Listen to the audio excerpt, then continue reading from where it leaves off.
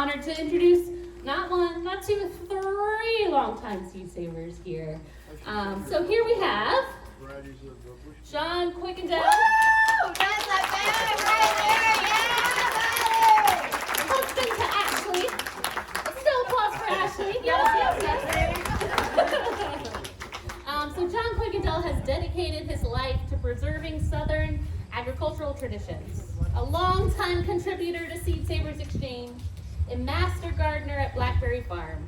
John is also the subject of the documentary, Deeply Rooted. So we're happy to welcome John. Yeah, that's all right, honey. With John, we have a couple bests for you. These are the best ones. The best ones, but we have Bill Best.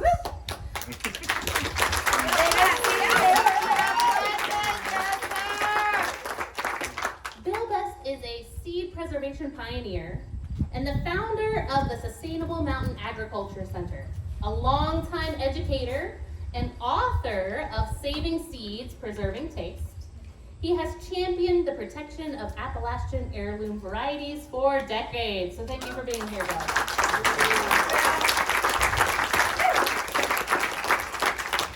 And the second best is Dr. Michael Best. Yeah, The younger best, not second in any other rank. But Dr. Michael Best directs the Executive Farm Management Program at North Carolina State. A lifelong agricultural educator and consultant, he's authored over 100 business plans and feasibility studies for farmers across the Southeast. Yes. So one last round of applause. Oh my goodness, give it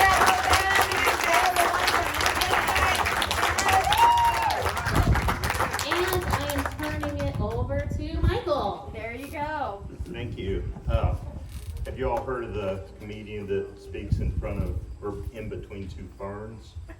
I'm in between two pillars of the Southern Appalachian region seed saving. So I get the honor of actually having a conversation up here with these two. I get to do that with my dad, like on the drive up here for 14 hours. We had a lot of conversations to prepare for this. But I wanted to ask John, just to get started here, has there been something that you've wanted to see in Iowa that you haven't gotten to see yet? How about corn? So, I'll tell you the thing that biggest memory I have was the first time we came here, 2019, and all those beautiful morning glories, Grandpa's morning glories were blooming, and then of course they had that wonderful tomato that was handed down. And I look at those morning glories and I think of here is real eye candy for the soul. Yes. Then that tomato, that brings up another subject for this time of year, especially of us down in Tennessee and Kentucky, and that's tomato sandwiches. You guys we have Grandpa's big red tomato, wonderful tomato. All we lack two ingredients, some Duke's mayonnaise and some light bread. Put the three together, we've got pure heaven. would you like to tell us a little bit about your history in seed saving, what got you started in seed saving before we get started here? 1990, honey. I became a member of Seed Savers in 1990, and I've been a listed member ever since. But what got me interested in seed saving on a personal basis was a 1913 Henry Mowell seed catalog that I discovered. I found it in an abandoned railroad station west of Knoxville, Tennessee. And this catalog was filled with all these beautiful engravings. They were in such precise detail. It made me wonder just how many of these things still existed. And you know, at that time, we didn't have seeds. There was no Seed Savers Exchange. There was no networking. We had computers, but they were about the size of this tent we're in now. And we fast forward up to 1990, and when I became a member of the Seed Savers, I never realized how many other people there were that were involved in doing this. It's been a wonderful journey. Bill, would you like to tell us what got you started in seed saving? how long you've been doing this as well? Can you hear me? Would you like that? You can have that right there, but Can you hear me now? a little closer. Well, it was about 85 and a half years ago. I was in the cornfield picking beans with my mother. I was picking the ones lower down. She was picking the ones higher up. And I knew already that this was an important task because we did so much of it. And, my mother was the seed saver. Her mother before her and her grandmother before her. So it's been in my family for many generations. And I've finally decided that it shouldn't have stopped with my mother.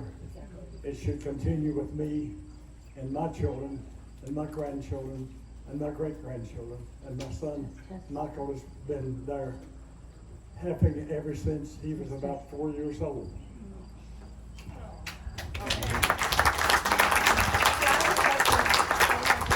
So since you've brought this to your family, obviously you brought it down to Michael, and like you obviously reached out with John. What is the main thing about seed saving that you think is the most important thing about it? Is that for everybody or is that? That's everybody. Can you repeat the question in case someone didn't hear it? Why is it so important to save the heirloom seeds? I mean, I think there's several reasons. One of them is genetics, the diversity associated with all these different varieties that could be lost if we don't keep them. Right. And I know there are seed banks out there that are designed to do that kind of thing, but what we think about what Seed Savers Exchange does and what we do with Sustainable Mountain Ag Centers, we make them readily available to the public. And the public can help us keep those things going. And that's what we want, we want that growth. One other thing I think that's more important for me, and I didn't understand this as a 14-year-old growing crops that I sold at a co-op. Tomatoes, we grew tomatoes at the co-op. We grew hybrid tomatoes. They were red, they were firm, but they were vine ripened. They weren't bad tasting tomatoes. They weren't gas green tomatoes. But the one thing that I learned pretty much from my dad was that as we started growing heirlooms and we had 100 varieties on our farm, selling them at farmers markets, then 180, then 200 varieties, that's what the customers actually want. But they didn't know it. But they didn't know it. They didn't know it at the time. They didn't know what a real tomato tasted like. They didn't know what a real tomato tasted like, and that's so what, yes. it's that texture and taste, the flavor, that's so important for the people who we deal with, Right. with the Sustainable Mountain Ag Center and the farmers markets that we Perfect. That's do. exactly what I wanted to answer. So thank you, Michael. Not just the flavor, but the nutrition. The nutrition, yeah. The modern seed breeding has given us a protein-free green bean because you have to pick it while it's, as the seed company say, while it's young and tender, never realizing that it should never get tough. It was toughened in order to make it mechanical harvest so it wouldn't break when it was being picked by a machine. Right. But the seed, the protein is in the seed of beans, and the vitamin A and C is in the juice of the tomato, not in the skin, not in the hull. It's in the seed. I've been to like seed swaps where people have asked me like, what's the protein content of this bean? And I'm like, I have no idea. But I mean, I guess that's one thing that people know. But I mean, I really appreciate like everything that you guys do, and I'm obviously John's wife, so I understand everything, and you guys bring a whole lot of stuff to the table, like to the food table, which is extremely important. So I appreciate you guys. John, would you like to add something? For me, a lot of it is the memory banking that goes on with it. As seed savers, we have a practice called memory banking. Let's say I came to each one of you in this hall. One of you has a bean, one a tomato, one a corn, doesn't matter. I want to know your family name, some of the history of your family. Where did we say it's a bean? Where did this bean come from? Was it from this country, from another country, another state? what are its growing requirements, any recipes that go with it, and any family history that are of interest. I think of one bean that I've got, it's called, comes from Northern Virginia, it's called Little Joanne bean. Now don't ask me who Little Joanne was, I have the slightest idea in this world. Anyway, a man named Moses Bonham Glover, he passed that down through his family. And Moses Bonham Glover was with General Lee at the surrender at Appomattox. So this anchors in a place, in a time, and a history. So this is a very important aspect of it. Otherwise, it's just a bean, a little bean about this long with white seeds. I don't think any of you out here would find that very interesting. But if you know something about where it came from, who grew it, it adds an awful lot to it. So we try to do that with all of our varieties. We gather as much information as possible and record that, and that's a big part of it. The one thing I want to add to that is that my sister's recently started helping with our seed saving organization. She retired from teaching after 33 years in Eastern North Carolina, and she's learning the ropes right now. She was full-time teaching. She lived 10 hours away from where our farm was.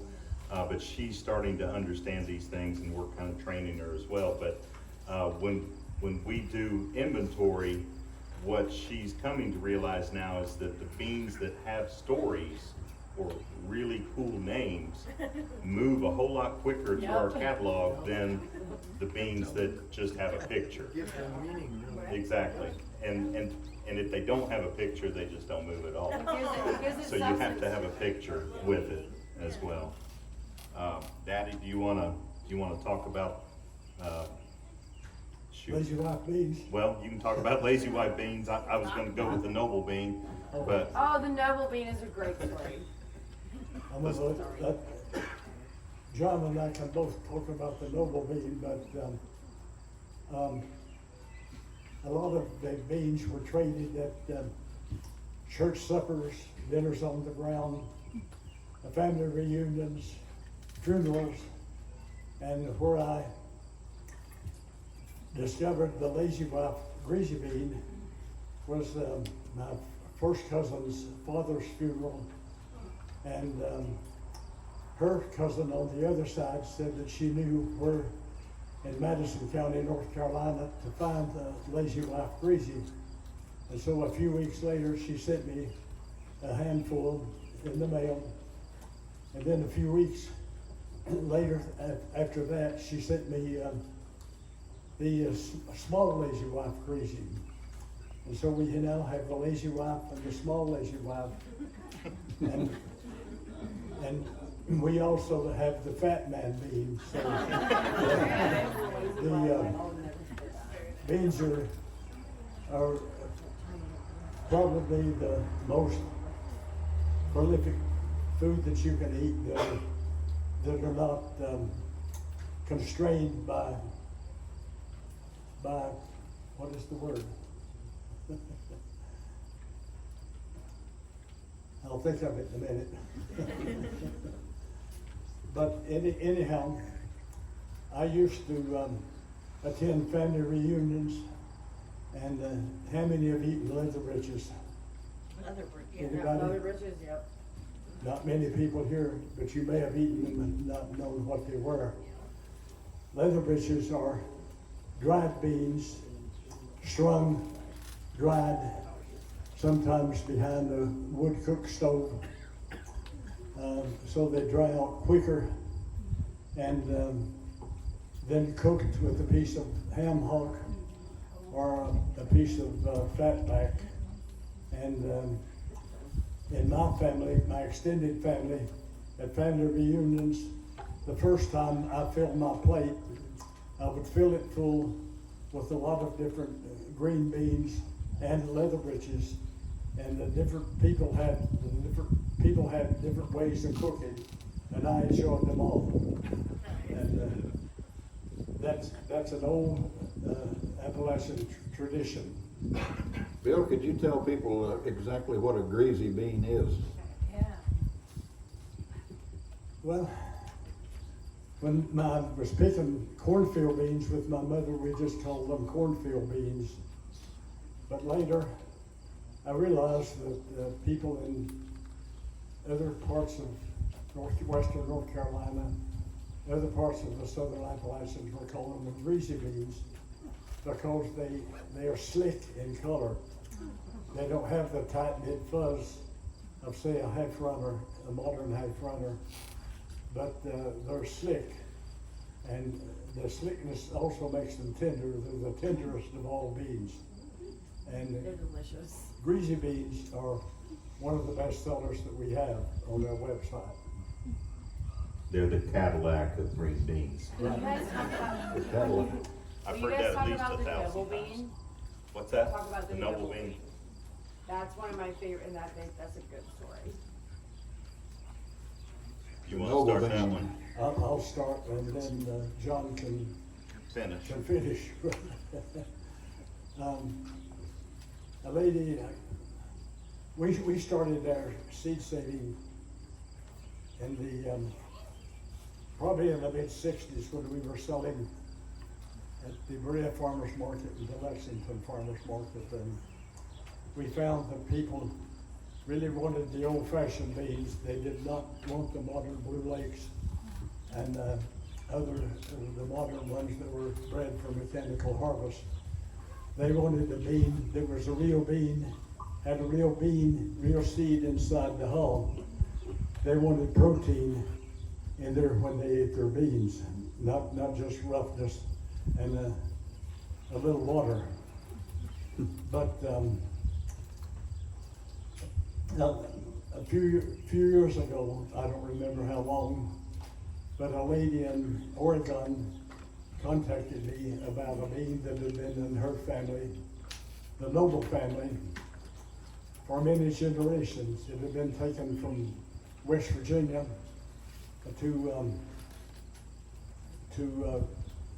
Oregon by Mr. Noble, who was going to participate in the timber industry out there after it had pretty much ended in West Virginia, as it had in western North Carolina, eastern Kentucky as well. And they took the family bean with them, and it was the favorite of the family for decades. That she suddenly discovered that nobody in the family was growing the family bean. So she contacted me. This was after the internet came into existence, Facebook, emails, things like that. And so she said, I'm having difficulty germinating these seeds. They've been stored in a shoebox in an outbuilding, and I can't get them to germinate. Would you give it a try? And so I emailed her back and I said, I'll try, no guarantee. And so she sent me probably 300 or 400 beans, and then I put them in a growth medium in the back porch, and I checked them every day for 3 weeks. And I was not too heartened because I noticed that they had gotten a little bit damp at some point, and the embryonic part of the seed had dropped out. So I wasn't confident that I could meet her request. But about 3 weeks later, I noticed that the 6 seeds had germinated. My wife noticed instead of me. She said, don't post them out, I see some green. And so a grasshopper promptly ate one of them. I knew that I was going to have a tough road to hoe on my hands. So I let them grow a little bit. I put 3 of them one of them in my high tunnel, and then 3 others in my greenhouse. And the ones in my greenhouse grew and started blooming. The ones in the high tunnel in the soil started blooming, but they were attacked by dung beetles. And so I ended up losing all 3 of those. So I left me with one bean plant in the greenhouse, in a growth medium, and I finally coaxed it into having 4 blossoms and 12 seeds. Wow. And I said hallelujah. Well, you gave And, one to John. I gave one to John Coykendall, and he can tell you what happened to it, but then I sent 3 back to the woman who sent them to me. And, then I gave one to a friend in Korea. Then I kept 2 for myself for the following year in case all of us had crop failure. Mine did very well. The woman in West Virginia and Oregon, hers did very well. And John can tell you what happened to his. Oh, Lord, that's a good story. It's good news. Right, John? When I visited Bill Best up at his farm, he gave me the world's smallest Ziploc bag, about this big. In that bag was 1 noble bean. Now you talk about pressure. The best way I can relate that experience to all of you is if any of you are baseball fans, it would be like a relief pitcher coming on in the 9th inning. The bases are loaded, nobody out. No room for a mistake. How could I get hold of Bill the next year and say, well, Bill, I failed, it's gone. Failure is not an option. Anyway, I started that in a little pot, had it by the wood burning stove. It's just like all of you have had your babies. You know, you coddle that baby and nurse it and bring it along. It's just, you have to take care of it till it's old enough to go out in the world. Anyway, this bean, I did the same thing. It was in a little peat pot, and I had it by the wood burning stove at night, keep it warm, just like you'd wrap up a baby. In the daytime, I put it out on a big stone. It was warm.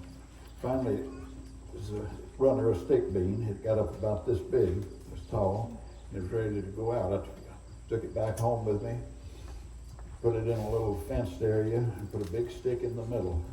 And that thing absolutely flourished. Out of that one plant, I got 285 seeds.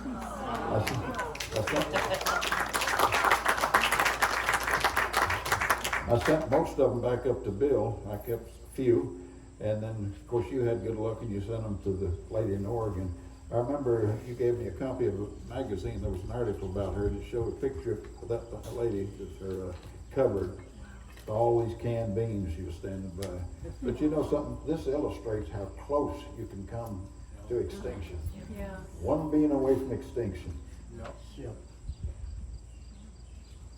I was gonna say, that's one of the saddest parts about what we do as well, is when somebody sends you a pill bottle full of beans and says, can you grow these? I've tried and I can't, and then you try and you can't. There's no magical way to get those things to come back if they've been gone for too long. John, would you like to tell us a little bit about what you do at the Blackberry Farm and who you've got working with you there, and what your goals are? I've been at Blackberry Farm for 26 years, and I raised the heritage garden there. These are heirloom crops in need of preservation. I have them scattered out around different places, very much like here at Seed Savers. I have beans, I might grow a few there. I have 1 or 2 in one garden, 4 or 5 in another, scattered out so they won't cross. And of course I do other things too. Field peas, beans, pumpkins, squash. Hey, John, tell them about wasn't it the snow on the mountain bean? Like if you have this your whole life, it'll take care of you your whole life. That was another one of those good stories. You know, you get so many good stories handed down to you by people who give you seed. This, actually, it was referring to the snow on the mountain. That's a butter bean. By the way, there's no such thing as a butter bean. They're all limas, but the ones in the southern regions we refer to as butter beans are the colored types that have modeling. The colored beans with modeling on them. Anyway, that bean was given to me by a fellow named, his name was Preacher Blunt, lived down in Washington Parish, Louisiana, and he made syrup, and I used to buy syrup from him. Every time I'd go to buy syrup, I couldn't just go buy a tin of syrup. He'd have to have me in, and he'd have the wife go make biscuits, and we'd try the syrup out and all that. Anyway, as a side thing, he gave me that butter bean, and he had the story that went with it. he had gotten it from his grandmother when she was 89 years old, and she had gotten it from her grandmother when she was in her 90s. And the grandmother told this girl, she was 13 at the time, you take care of this bean, this seed, it will take care of you. And I think this is a wonderful illustration of being self-sufficient. Obviously, you're not going to live on one butter bean, but the principle of it, philosophy of it, is what really impressed me with it. But she told the girl, said, you plant these, about the end of May, you'll be having beans. You'll have them all summer long. They'll make lots of dried beans. You'll have little for winter use. You'll have plenty of dried beans to plant the following year. And so she had followed her grandmother's advice and handed that down over the generations. I think that seed story probably pertains to an awful lot of others as well. But it illustrates to me a very important point with it. It's not just a bean, it was something that would sustain you. Amazing. A little cornbread to go with it wouldn't hurt either. Yes. Do you want to talk about the Walker Sisters bean or the Conover bean? The Conover bean was given to me by a fellow in a retired school counselor in Pulaski County, Kentucky. And it had been passed down from his family when his great-grandfather had been in New Orleans at the end of the Civil War. And as he and his fellow soldiers were walking back to Kentucky, he had liberated a lot of butter beans from the gardens as they were passing through. And so by the time he got back, he had a handful of butter beans, planted them, and many, many different varieties. And we've still got the Henry Conover butter bean that we sell on our website. And I've got a photograph in my book, Saving Seeds, Preserving Taste, of that man with his beans. And I might add that I spent,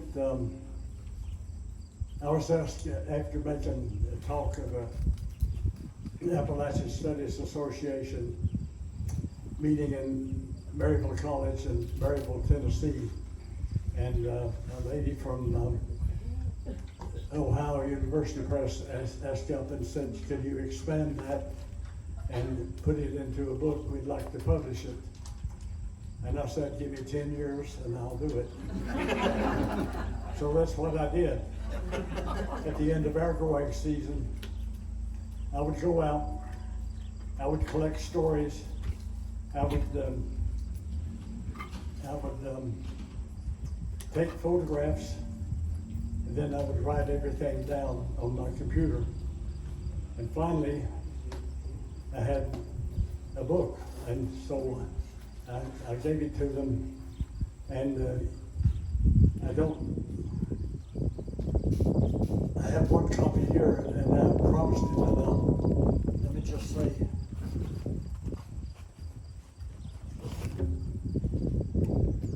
this is it. You can order it from our website, heirlooms.org, if you would like a copy of it. And at the Lexington Farmers Market.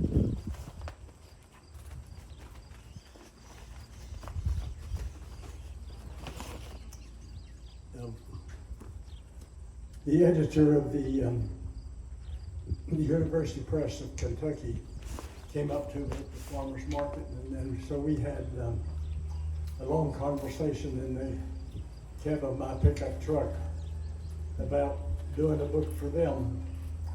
And I said the same thing to them that I did to the editor of the Ohio University Press. Give me 10 years and I'll get it to you. And so this is it. And Gwen Henderson, the state archaeologist of Kentucky, wrote the foreword to it. And it takes seed saving in Kentucky back 3,500 years through archaeological digs that they did. Now they can trace corn back that far, but they can only trace beans in Kentucky back about 1,000 years. And so we've got a color photograph in here of beans that were taken from a grave site that were 1,000 years old. And I was invited when they were doing a washout from a dig once at an old tobacco warehouse, and that was utilized by the University of Kentucky. And I was the first person to hold the beans as they were washed out in 1,000 years. And you talk about something that makes you humble, is to hold beans that are that old. That's awesome.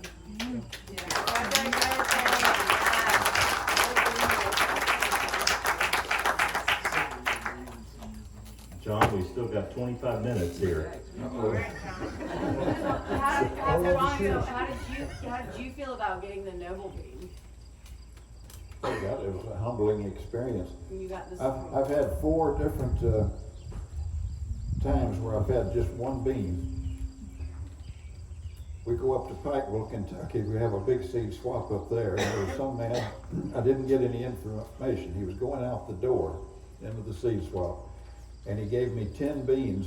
He called it a white-seeded, cut short, greasy bean. Oh, I was there. I know this one. Anyway, I took that home and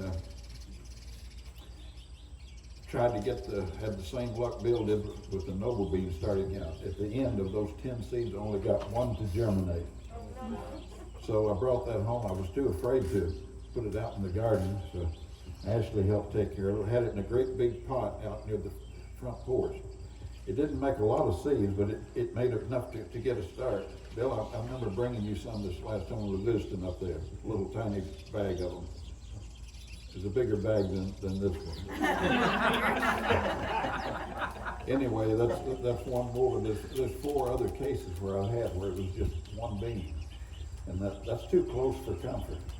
I mean, as a seed saver, my biggest regret as a seed saver is that we didn't start all of the things that are going on here at the Seed Savers Exchange about 150 years ago worldwide, when there was so much more genetic diversity that was available. I wish we had started sooner. We waited awful late to start in on that. Never knew. But I'm so thankful we're doing what we do. Thinking about listening to Diane Wheely this morning, they're talking about the tomato and the morning glory. Could she ever have dreamed, even having those 2 things, could she ever have foreseen what this would become now, how much it would, how it would grow, how many people would contribute to it? I think at that time that they didn't know whether there was anybody else out there doing that. And look at what we have, though. It's a wonderful thing.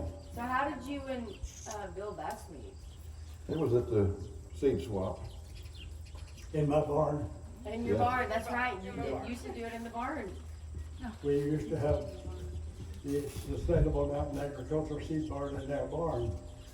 And then it outgrew it, and we would have people from 10 different states bringing seeds to our barn to swap. That's amazing. But let me just add one thing about the value of seeds. At the Lexington Farmers Market, they have a lot of people from eastern Kentucky who move to Lexington to find work. And they often bring seeds to me and say, try these, you'll like them. And if they do well, then I'd like to buy some from you. And they very often bring them in pill boxes or in bank Envelopes. envelopes, right? And that symbolizes how important they were. Check boxes from banks. But and that's even in the Brea Farmers Market too. And at the Lexington Farmers Market, I was the only person growing heirloom beans at first, let alone heirloom tomatoes. But one of my fellow seed swappers, fellow vendors at the Lexington Farmers Market showed up one day with something that he had gotten on Barnes Mountain in Estill County, Kentucky.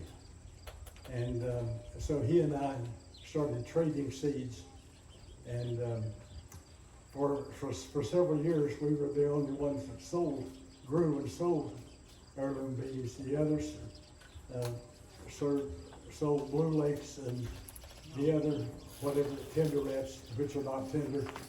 But anyhow, it took a long time for people to realize that what people want are real beans, Yes. Not Blue Lakes. Bill, do you remember the ladies you were talking about at Lexington Market? They had bought several bushels of let's see, was the, not the, which bean was it? White half runners.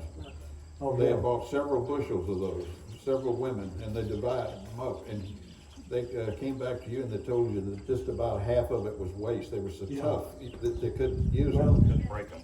Yeah, that was a sad story because one woman told me once, she said, I'm having to buy 5 bushels just to get 1 bushel that I could break and can. And I said, well, why in the world are you doing that? Why don't you go with the heirlooms? And she had never thought of that. And let me tell you a tomato story, the Lexington Farmers Market too. I had a woman, she bought about 5 pounds of yellow tomatoes each time. And suddenly she doubled it. She started buying about 10 tomatoes every Saturday. And she said, I feel like I'm becoming addicted to these tomatoes. And I said, are you giving up smoking by any chance? She proudly pointed to the patch on her arm and she said, 3 weeks already. And I said, well, you're getting your nicotine from the tomatoes, the same plant family as tobacco. Your nicotine is coming to you in a much more benign form, much healthier for you.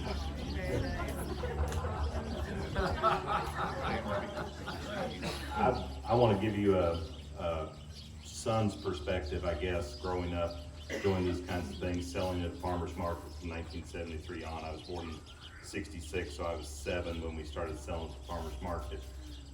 When we first started selling there, we would sell all our number ones to the co-op, Cumberland Farm Products. We would take all of our culls to the farmer's market and sell them directly to customers. I'm sure everyone in this room can realize there's a problem with that plan that we had. And at some point, it fixed itself and we stopped selling at the farmer's market, and we started selling, like I said earlier, 100, 200 different kinds of tomatoes at the farmer's markets. Not so many beans, but still probably 6 or 10 different varieties of green beans. Now, do you know what problem comes with that and you're selling directly to the customer? You have to remember which tomato is which. And not only that, you have to remember which tomato that specific customer bought the last time they were there, because they can't remember. And so you've got 180 different kinds of tomatoes. So I was kind of upset with my dad for putting us through this, making us, do all this stuff. And really, I was more interested in, let's see if we can make some money and we'll have spending money. I can get through college, those kinds of things. And I didn't see the end result like he was seeing it from the get-go. He wasn't worried about that part of it. And like I said, we were, but he loved that part of it, talking to the customer, telling them what the tomato is gonna taste like, what's the texture gonna be like, those kinds of things. And so, it grew on me over time. Again, I was 16, 17, 18 years old at that point in time. And then I realized that this is what the people want, and we ought to be giving them this. But it's a hard job to do. And at the current time, what we do is we have a seed collection of about 1,000 different bean seeds. Sustainable Mountain Ag Center does, and we've got probably 80 tomatoes, I guess. And we specialize in Southern Appalachian beans and tomatoes. We try not to do anything else if we can help it. My sister, again, is in Eastern North Carolina, and she's pushing some other seeds on us, like the Siva, butter bean, or not butter bean, I'm sorry, lima bean. We So love butter we beans are in the growing, South, though. we are growing it now, but anyways, basically, the key, I guess, to me staying interested in this and being able to handle it mentally is that we moved to growing seeds and selling the seeds and letting the people grow their own produce for the most part. So we actually scaled back the farming operations where we grow tomatoes, we grow green beans, and we started growing seeds. And really, 1999, 2000, when the internet was getting popular and we got a website, that's really the turning point for us, as we were able to actually communicate with our customers through email and just chat these days, you know, on there, and it's made it much more bearable. But I'd like to say one other thing, I guess, and that's because I know this is, my mom keeps trying to talk me out of it, and my sister out of it, but basically, me and my sister, she just retired. I'll retire in 3 or 4 years, depending on the economy. But I'll retire to growing cornfield beans for the Sustainable Mountain Ag Center. I'll grow tomatoes for the Sustainable Mountain Ag Center and keep that going. Try to grow it if I can. But again, we've got 1,000 seeds, different varieties, and it's difficult to do that. But I'm gonna do that when I retire. And what I'd like to say is that my dad retired in 2002. My mom retired in 2000, and then they did this as their full-time job for that amount of time until me and my sister took it over. And not only that, we would sell beans online. We had the seed catalog set up. We would sell beans online as a way to fund what we do. We bring college students in, we bring high school students in, let them work on the farm, let them learn about agriculture. We pay them with the money that comes in from that. But my dad would actually ship all the seeds out 3 times a week, probably. Yep. And he would pay the postage for all of it out of his own pocket. He didn't charge for postage. That was his contribution to the nonprofit organization that we had. So they paid for the beans, but he paid for the postage. I didn't find that out until a little later, but that, you know, it's fine. But anyways, it's one of those things that it's a labor of love. One last thing I'll say about him is that he'll tell people this. When we were selling at the farmer's market, he grows beans for love and tomatoes for money. Because we would never make any money selling beans at the farmer's market, because it takes an hour to pick a bushel. You gotta pay somebody $12 to do that, and we just wouldn't make any money. Even back in the day, you know, we'd have to pay a lot of money to get people out there to pick beans. And so he would always say, I grow tomatoes for money and beans for love, except he'd say it the other way around. And it was always true. And again, back in the day, just a few short years ago, 15, 20 years ago, we would tie a cable across the poles in our field. We put in fence posts that are 7 feet tall. We'd put a wire cable across the top, and we'd string them up and down. And it would be a day stringing one 500-foot row of work. And now we use plastic. I hate to say it, but we use plastic, and we can unroll a row and it look pretty much the same and do the same job in 10 minutes. So it's a whole lot better. And no wire at the top. It's just a string, a pretty strong string at the top. Sorry, I I keep on remember moving my like mic. John talking about when you guys had the seed swap in the barn. And John was like, this is the first time I went up there. And Yeah. he was like, And it's changed so much. We still have the remnants though of You do? all those cables. Yeah. They're all over the place. You bush hog, you find a roll. If you've done that, you know what I'm talking about. That's another 4 hours of your day gone when you do something like that. Try to keep the place clean, and I really love that about this farm is how clean it is. Sometimes we can't keep ours like this. Michael, are you open to some questions? Yes. I see one Let me- right next to you. And can we send the mic back? It will not, sorry. Above this. Okay, so just speak loudly. John, you talked about cultural memory, that idea, but your journals have another kind of documentation of all of them. They're the most beautiful things I've ever seen in my life. And could you just talk about that part of the story that you're doing with your writing and your drawings? Going back as far as I can remember, I've always had, sometimes they'd be just the nickel and dime spiral notebooks, cheap things. Later on, I've gone to the black moleskin books, better paper, better quality. But anytime I'm interviewing old timers or people, seed savers, I always have that with me. Sometimes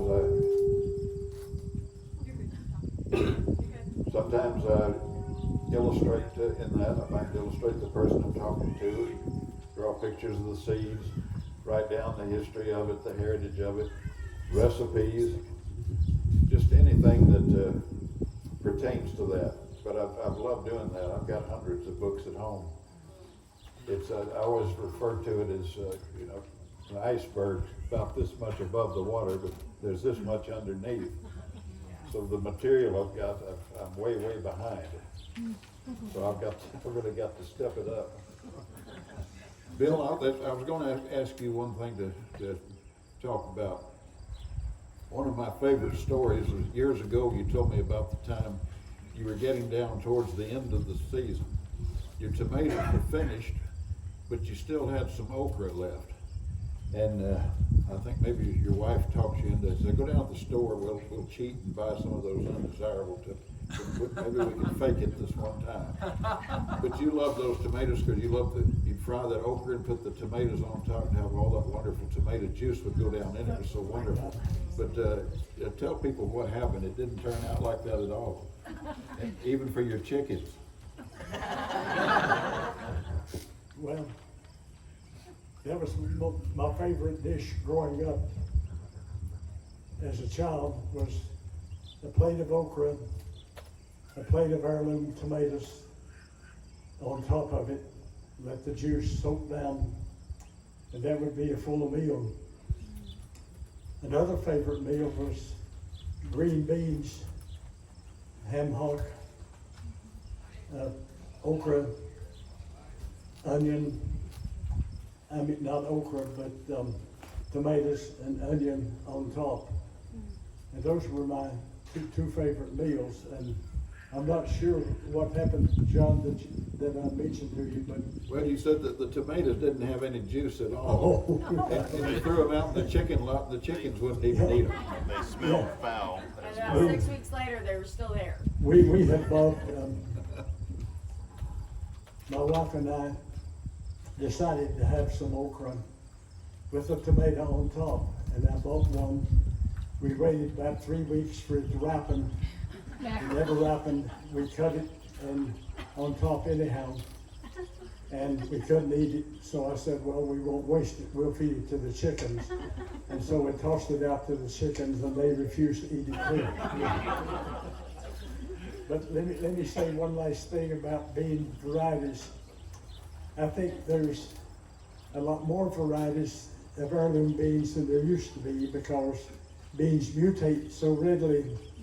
And every time I have a mutant bean, instead of naming it after myself, as I originally thought I should do, I named it after the mountaintops nearby. So we have a Rogue Mountain bean, a Basin Mountain bean, Rocky Knob bean, and whatever beans are.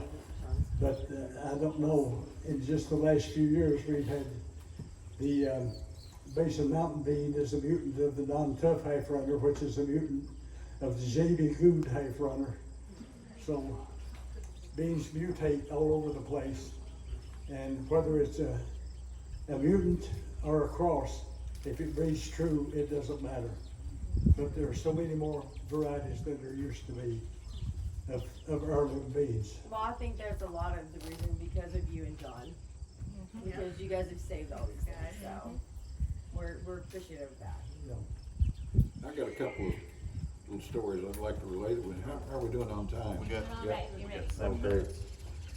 You know, it's not all serious work. Sometimes you have a little humor thrown in with this too. I love humor. Can't do without it.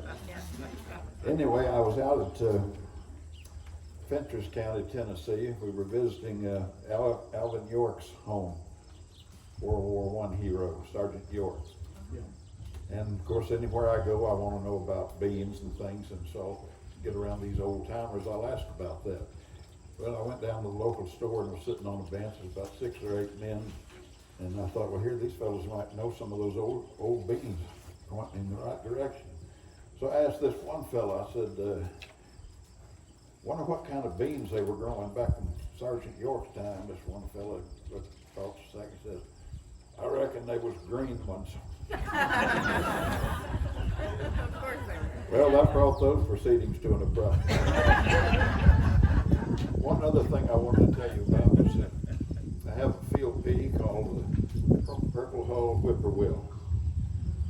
And that came from Walthall County, Mississippi, 1864. It's been founded that long. And the lady that gave me the pea told me the story about that pea and a little bit of the history of that time. And one day the Union cavalry came through, and their father and son were off out doing things. And it was just this little girl. She was 7 years old. And the commander asked, said, little girl, where's your father? The little girl said, Daddy's off down in the swamp hiding the cattle so the Yankees won't get them.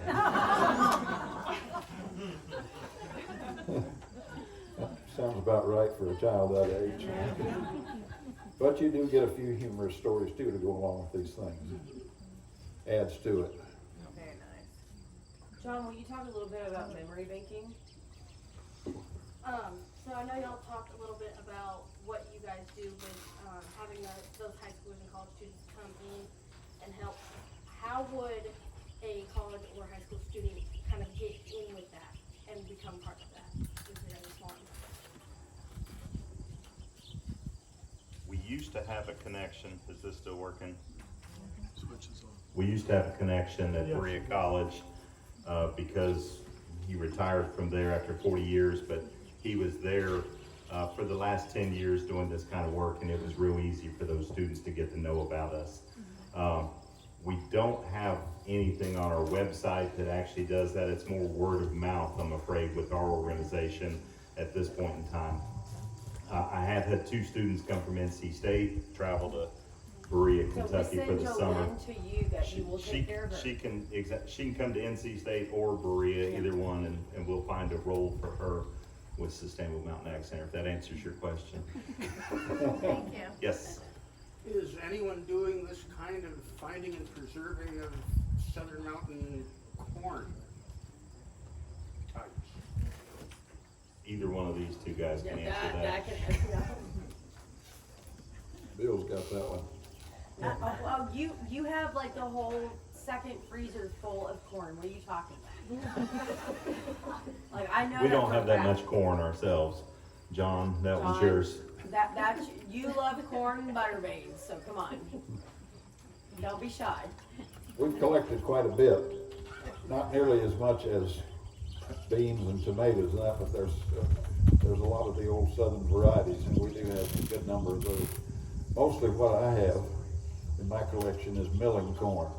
You go back to the old days, they didn't have sweet corn as we know it today. There's one called Luther Hill and Golden Bantam and a few others.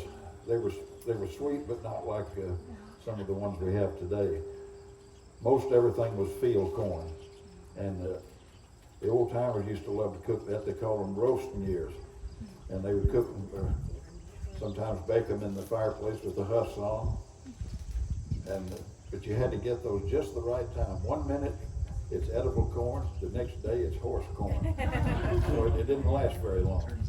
But all of the varieties I have are milling corn. They're great for grits, cornmeal, and corn flour, anything of that nature. So the old corns are being preserved and are available here and there. We have a big freezer full of it, I promise. We can't hear. Can you hear me now? They were, basically wanted to know if the old varieties of corn are still available. Are there people out there that actually still produce those corns and you can get that corn from them?